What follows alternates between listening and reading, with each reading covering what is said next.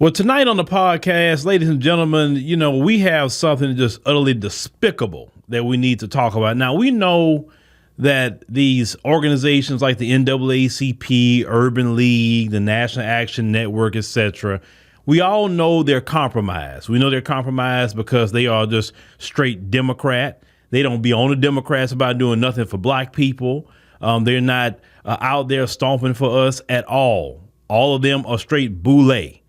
But we all knew this, but we didn't have somebody actually come out and actually explain how these people are corrupt and what they're doing against the black community. So I was on YouTube, and you know how they just give you recommendations, and a video popped up. And this video was talking about food of all things. So I said, okay, yeah, let me look into that, because, the more and more I'm doing more research into the food and how it's killing us as a community, and even as just people in the country. There's a lot of things that are just so wicked with that. Well, I was listening to this guy. His name is Calley Means. He used to work for Coca-Cola and many other food companies. And he now has his own company called True Med, and he's always out trying to advise, government officials and about what's going on in the food and why we're getting so sick. But there was a part of this video that really I homed in on. I said, I got to do a whole podcast on this. So I want you to hear this clip. He's going to explain how, and he's going to mention the NAACP in particular, how Coca-Cola compromises these people and what they do to sell us out, and how they even weaponize racism for their own personal agenda. Let's go ahead and roll that.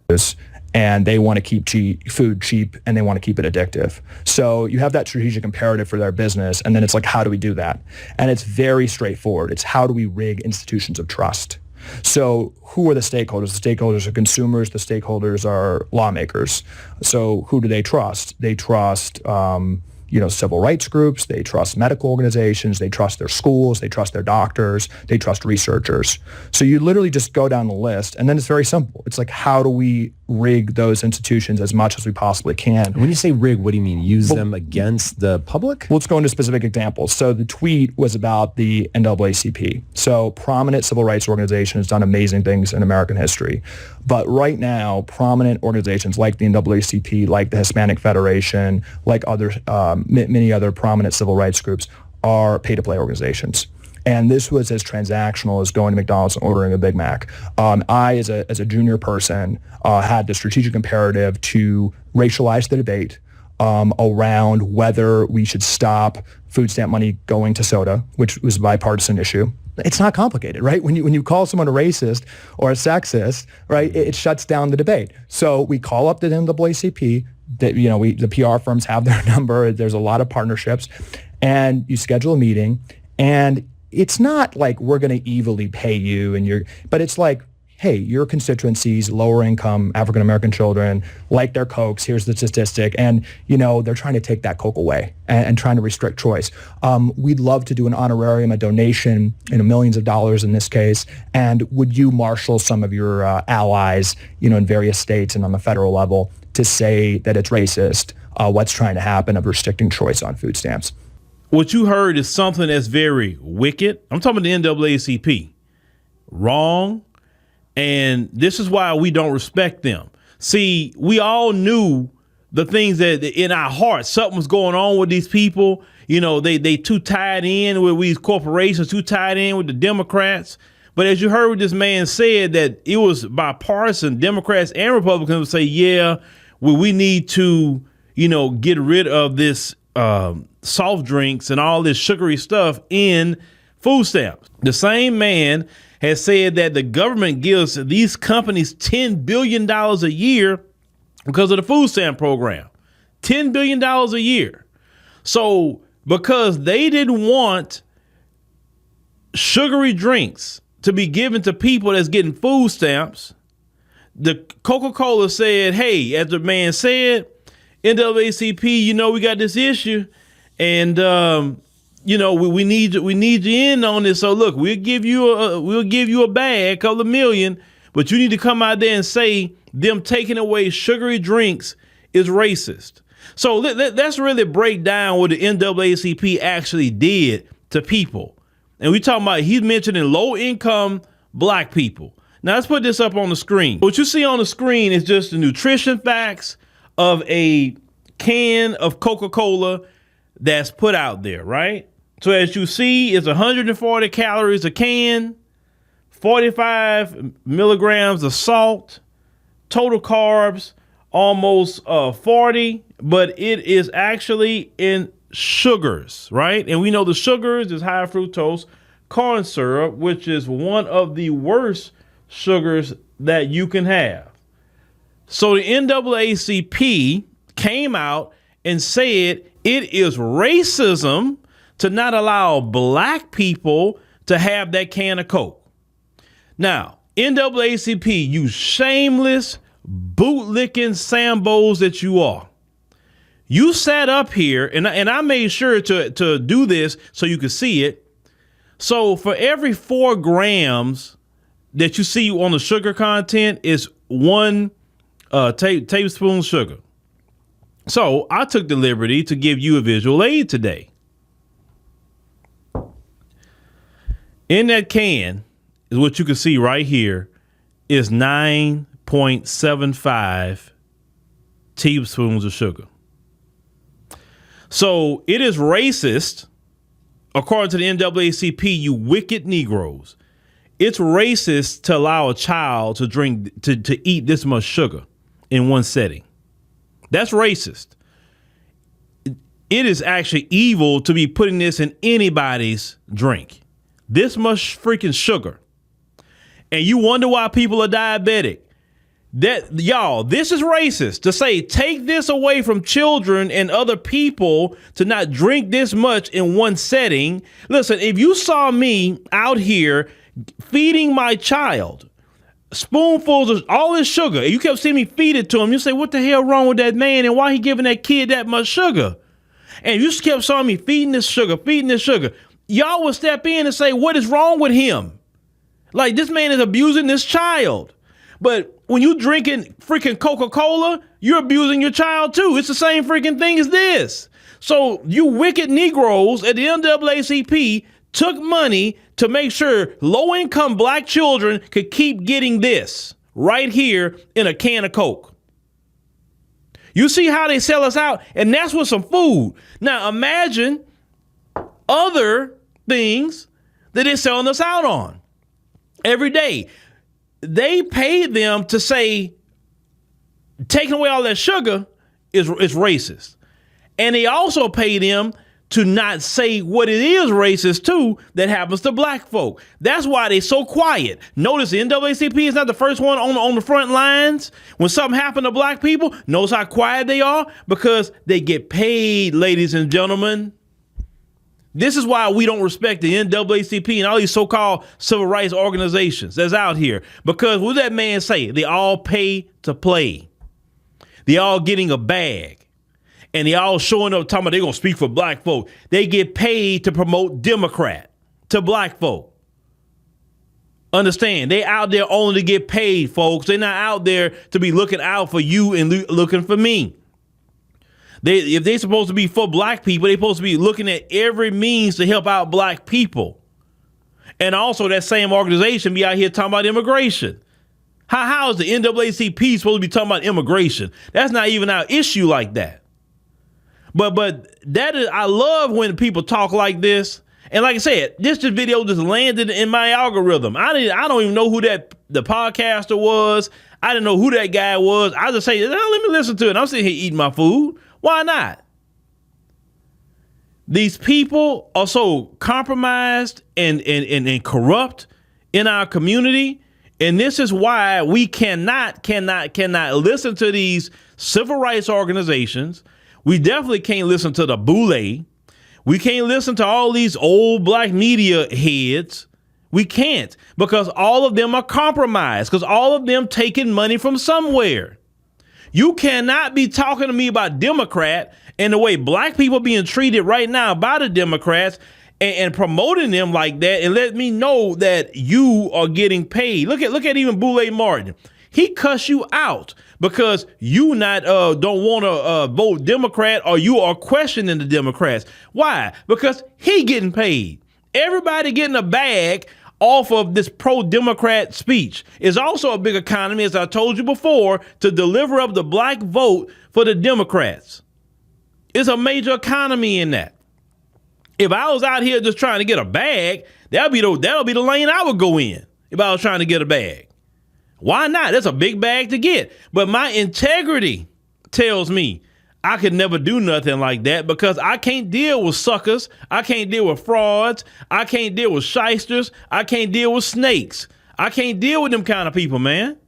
I'd rather take my time, and like they say, the story of the tortoise and the hare. I'd rather be the tortoise and take my time getting to where I need to be than taking the quick route and getting it and then losing myself, my soul, and at the end of disrespect of the people, because the people won't respect me no more.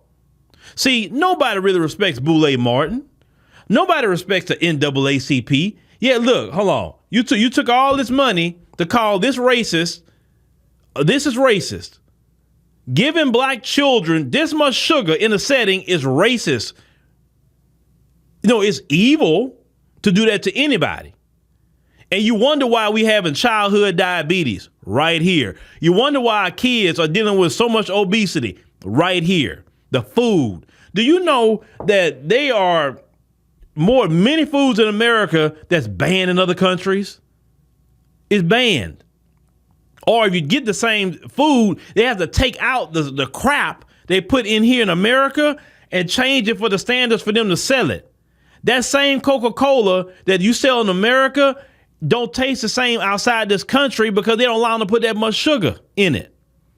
I remember I had a Sprite, and I never drink them drinks, but I looked at the can, I looked at what was in it. The sugar content was like about 5 grams per serving. And in the cans they give you is like this. They don't give you them big 16-ounce cans. They said right here, a small can. And it tastes so much better than the mess over here. And they use real sugar because they couldn't use high fructose corn syrup. These people, ladies and gentlemen, what I told you, we participate in our own oppression. It is the truth. We have too many black people dying every freaking day, man, of diabetes, heart disease, all these different things that black people dying. And you have these civil rights organizations taking money from these food companies to make sure to keep giving you all that salt, all that sugar, and making you obese, giving you high blood pressure, diabetes, and everything else that's happening to you. Do you know that 90% of the illnesses that we deal with is foodborne? So if we change our food and get rid of the crap that these people are serving us, we can actually be healthier and turn ourselves around. But no, when you have people like the NAACP taking money to lie to make sure you can keep getting that much sugar and keep giving your kids this much sugar. Let me tell you something about that sugar stuff. There's one brother that I used to work with. Me and another partner of mine worked with him too. And this brother was drinking. See, this is the sugar in a 16-ounce Coke. So he was drinking a 2-liter every day at work.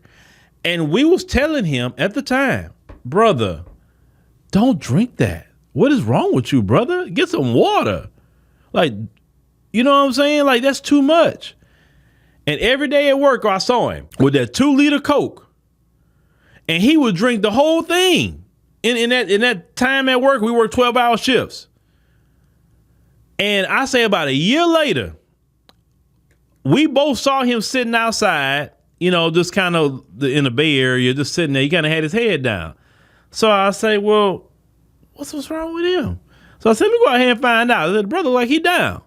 And so I went out there. I said, hey, bro, you all right? I said, see your head kind of down. He said, man, y'all were right. I said, we were right about. You know, I mean, I was oblivious to what he was talking about. He said, man, you remember y'all kept telling me about drinking them sodas every day? I said, yeah, that wasn't a good thing. He said, yeah, I went to the doctor, man. They diagnosed me with diabetes. I say, oh, man. I say, ugh. I said, man, brother, look, all that time we were trying to help you, brother. We wasn't trying to be against you. We wasn't trying to get on your nerves. We just know these people sold us and all that stuff these people do. These people, I said, listen, I said, we know how wicked these people are, man. And we know how they treat us. Listen, they wickedness expands to everybody, because even the Honorable Elijah Muhammad said that they will harm their own people because they are a commercializing group of people. They can care less about even their own. They serve their own people all that sugar, all that the nasty pork and everything else these people serve, right? So I said, well, bro, I said, listen, man, first thing you got to do is throw that mess away, brother. I say, man, look, you could work on losing the weight, eat better, do whatever, So I saw him doing it. And then one day I saw him back with, I say, bruh, you just you diagnosed with diabetes, brother. What are you doing with that? I told him. And he was like, yeah, I know I shouldn't be drinking that, but man, I said, bro, I don't keep telling you. I mean, it's your life. Like they say, your body, your choice, right?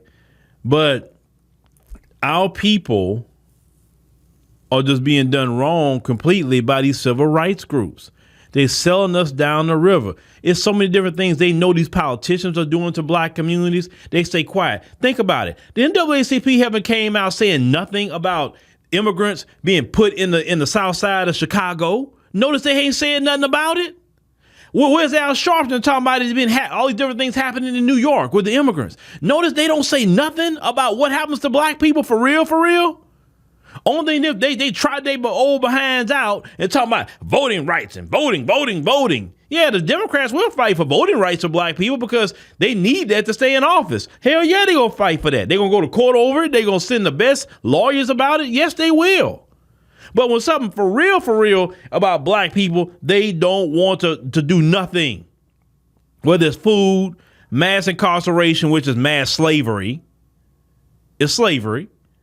They got brothers out here still picking cotton. And if you don't pick a cotton for them, they'll kill you. Oh, yes, that's still going on. Yes, it is. Don't think picking cotton is stopped. That's why they want to incarcerate so many black men so they keep their slaves. You understand? Any black man that's been in the system had to do some work and working for free. This country has not stopped slavery. That's why they didn't get rid of slavery out of the 13th Amendment. Where the NAACP at to say, hey, we need to go to court about the 13th Amendment and say, why are we allowing slavery in prison? If you say no slavery, don't say accept, because that means you're keeping slavery going. But they're not fighting anything like that. They want to be at all the boule luncheons with the Democrats. They want to collect their millions of dollars in honorarium to do the bidding of corporations against the black community. All of them look like they hair is not out of place. They wearing these $2,000 and $3,000 suits or dresses. They have an NAACP Image Awards, and look at what they're awarding people the NAACP award. Look at who they're awarding it to. And I got to be careful in some things I say because, this particular website and their political views, so I got to be careful on some things. But one award they awarded recently talking about courage, I'm just going to say Gabrielle Union, and you'll know exactly the rest I'm talking about. But that's the NAACP. So I didn't have no respect for the NAACP anyway. I didn't have no respect for the Urban League anyway. And before I even got this information, I didn't have no respect for them because I know they're not for black people. They are the black face representing the left wing of white supremacy. And trust me, with time, more and more people will come out telling on what these organizations have done behind the scenes to hurt and harm black people. It fires me up on some things, man, because our people need help. They are suffering in America. They are suffering homelessness. Dude, I just found out that Houston ranks #1 in the country for evictions.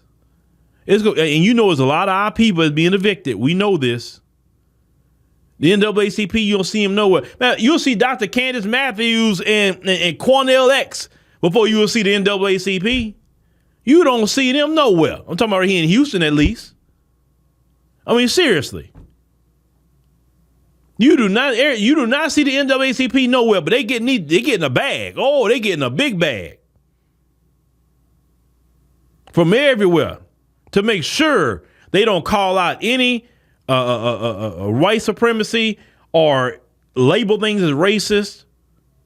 But it just lets you know, it's just more so we already knew this in the back of our mind, but this is just to confirm what we already kind of knew, that these organizations are not for black people. So when you see them talking to the Democrats or talking to Biden, whoever, that is what you call controlled opposition. Notice when Biden had told them, well, you guys gonna have to work with the Hispanics because there's more of them than you are. Notice now one of them barked up and say, what the hell are you talking about? I don't care about them. Say, yeah, there's more of them here because you open up the floodgate. If you go open up the floodgate and let a bunch of Africans in here, or Caribbeans, we'll have more of them too. Why do we got to go to talk to Hispanics about our issues? Their issues is their issues. Our issues is ours. We're talking to you about our issues. What you bringing up Hispanics for? But see, they would never say that, but because they controlled opposition. The Democrats and Biden will never actually have a real conversation with real black people. They would never sit down with an interview for a person like me. Look, Kamala won't sit down and talk to me. I wouldn't disrespect her because I don't disrespect nobody. I would ask her questions. I will let her speak. I'll let her respond. I wouldn't even interrupt her because they don't want to be answering questions about black people like that. They don't. The Democrats don't want to talk. Jamie Harrison, he's a black man and won't even talk to black people. And he's supposed to be the head of the DNC. But he don't talk to no black people. But if you see that guy, if you just look at him and say, oh, you know he compromised. Because trust me, you could just look at him and tell. Y'all know they got a look about him. You know exactly what I'm talking about. They all got a look. It's just, I guess it's the look of being buck broken, whether they male or female, but they all got a look about them. Like they safe, like oh, you can talk to me. I'm non-threatening massa. You know, that kind of look. You know, no kind of look of an alpha male standing up with a deep voice. No, none of that. Because them folks don't want to have a real black man or a real black woman around them that's going to tell them about things and check them. They're not going to do that because the status quo is keeping black people oppressed. The status quo is keeping black people, in a position of sabotage. The status quo is to make sure that black people never rise. That's the status quo. When Biden said, when he came in office, he wanted to bring back, some normalcy. Well, that's normalcy. You have to think about that. That's what normalcy is, keeping black men and women down, not letting black men and women rise, and allowing the Democrats to lull you to sleep. I get messages. I think I just got a message the other day from one of our brothers. And he was saying, man, I watched the video about South Carolina and what the black people had done in South Carolina, talking about Biden. He said, man, how do you keep going? He said, how do you do it? He said, because I couldn't do it. These people sicken me, brother. I can't. How do you keep getting up and doing these podcasts? How you keep making your content? And I told him, and I'm going to tell you, I don't make it for them. I make it for the black people who are sick and tired. I make it for the black people that in the back of their mind, they've been feeling the way I've been preaching here, and they just couldn't put their finger on it. And when they heard me, they say, I knew I wasn't the only one that felt that way. That's the people I do this for. I don't do it for the lost because I'm not trying to save them. I am understanding that there are people that will be lost. There were people, like I say, only a third will be saved. And only people I'm trying to reach is the third. The rest of them, they can just go on by the wayside and be lost. Don't care about them personally. I had to learn to not care about them people because what I'm learning, those people chose that. They chose it. They choose to keep going down the same route with Democrat. They choose to keep playing these games with the NAACP and National Action Network and all these different so-called civil rights organizations. They choose to depend on massa, and they don't want to do anything for themselves. Listen, I'm not fighting with those people. When I talk to people about passports and working on expanding yourself in other countries, and they say, I don't want to do that, I ain't going nowhere, I don't care about those people at this point. Stay, like I tell them, you stay yourself right here with massa. You stay here, because that's where you belong. You don't belong with what I'm talking about. I'm not even talking to you. You're not even my crowd I'm talking to. I want my people to understand what's going on. I want to reach the people that see what's going on, and the people that's trying to do what's right in for themselves and for their children. That's my people right there. That's my people. And as I'm bringing more and more in that message, more people are starting to come, even outside the black community, starting to message me and say, hey, I feel what you're saying too. It's bad in our community too. Like, of course, I can't relate to their communities because I'm not in their community. But some things are just universal that's happening to all communities. I get it. But my message is always going to be to the black community because that's the community I understand the most. And I'm not going to move out of my lane. I tell people that I'm staying in my lane. Black people and black people globally is my lane, and I'm going to stick to it. But my message is to the sick and tired. That's it. And to reach those who are just right there to join, us, because I'm tell y'all, you have a lot of lost people in our families, our personal families who are lost. And anything outside of the status quo for black people, they're going to fight against you. And sometimes you may have to walk away from that family member or family members, and you may have to stand alone. But listen, great men and women will stand alone at times. But when you stand alone, it won't be forever, because other people will see you, see how you are, and then they will flock to you and say, yeah, I rock with that. Because the people I see that do that get a lot of respect. The people that go with the status quo, the people that just follow the Democrats, the people that never say anything, the people that sell us out like the NAACP, those kind of people, their legacy is crap. Nobody cares about them. They're not even worth a drop of piss. Listen, a drop of urine has more value than those people. And that's the God's honest truth. So that's why I keep doing this. I'm trying to reach the sick and tired. That's my people, the sick and tired.